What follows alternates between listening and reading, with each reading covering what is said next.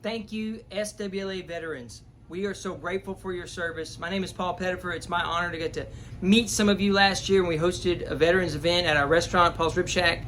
And today I have two things I want to ask you. One is that I'm so grateful that Bub has already told me that many of you are rallying to support our friends and neighbors in Southeast Louisiana after they took this big punch from Ida.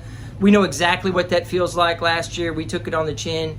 But like good Americans who are strong, right? We bounce, when we get knocked down, we bounce right back up, right? We trust our God, we help our neighbors, and we love our country. So thank you for that. Second point is that tomorrow is the self-imposed deadline for the withdrawal of forces from Afghanistan. And I was just talking with one of my friends about, we were talking about how the way that this withdrawal has been done seems to violate a couple of one really core principle of American life, and that is that we do not leave our people behind. I think that's more true of you in the military, right? Than just as a general ethos of America. We don't leave people behind. We didn't do that with Hurricane Laura. We didn't say, oh, that neighbor, I don't want to help them if they need a hand. No, we helped. We're still helping. You're doing that now. We don't leave our people behind. We certainly don't do that in a battlefield context, right? I wasn't there. Thank you all for serving. But I'm sure if you were getting aid or getting help from somebody who was in Afghani, you probably told them, we'll help you get out. And it seems like we maybe aren't keeping those commitments. That seems very un-American and worrisome. And in addition to that, we were just thinking about how we're leaving all this military equipment, right? 16,000 pairs of night vision goggles. I think that you guys owning the night has been a way to save American lives. And now we're going to have enough, the Taliban will have enough night vision to equip every terrorist around the world. 350,000 M4s and other assault rifles, 60,000 machine guns, 22,000 Humvees, 160,000 radios, plus even more sophisticated equipment. This seems unconscionable to me that we would do that. And when, again, I voted for President Trump. This is America, right? Freedom. You can vote for who you like. You don't all have to agree with me. I don't assume that everybody who's a veteran agrees with me, but that's okay.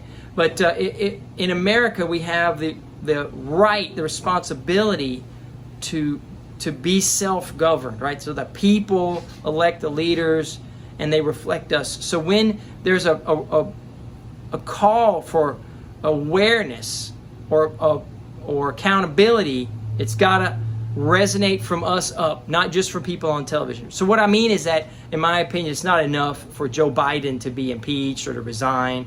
It's that the voters who voted to him need to be persuaded that that was a bad decision. They should have picked a better leader.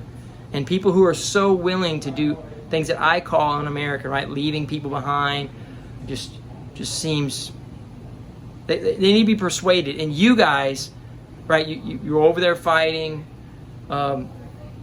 Your voices are going to carry a lot of weight in this day. So if people all around the country are doing the same thing, that'll move the needle where people start to wonder, hey, what's a more liberty-minded point of view for this idea? So we could do that tomorrow. The deadline for withdrawal of all military forces is 3/29 in Afghanistan tomorrow. So tomorrow here, local time at 3/29. I know it's not the same time as the one in Afghanistan, but symbolically it works for us. We could hold a press conference, rally, and tell our community that we think this is a bad idea, that this kind of leadership isn't helpful for our American way. When the founders founded our country, it was the first experiment in freedom. This is the first nation that did not have a monarch at the top. And when they did that, they said that that the governments were instituted among men with the consent of the governed to protect our rights. And among those God-given rights are life, liberty, and the pursuit of happiness. Then later on in the document, the founders pledged to this support of this liberty, their lives, their fortunes, and their sacred honor. Thank you guys for being willing to put your life on the line for liberty's sake. So that's what we want to do. We want to rally people to the cause of liberty.